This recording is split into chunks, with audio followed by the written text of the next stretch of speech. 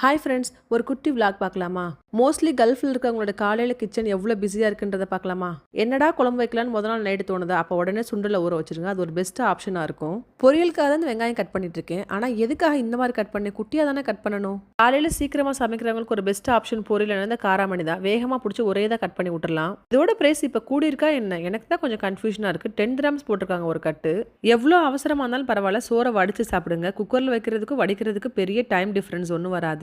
இந்த மாதிரி காலையில குழம்பு வேலையை முடிச்சிட்டோம் அப்படின்னா மதியத்துக்கும் சரி, நைட்டுக்கு தோசை இட்லிக்கும் யூஸ் ஆகிக்கிறோம். என்னோட சேனல்ல பீட்ரூட் ஜூஸ் ஒன்று போட்டிருக்கேன். அது ரெசிபிக்காக மட்டும் இல்லை, நானும் அதை டெய்லி ஃபாலோ பண்றேன். முடிஞ்சா நீங்களும் அதை கண்டிப்பா குடிச்சு பாருங்க. நல்ல டிஃப்ரெண்ட் இருக்கு.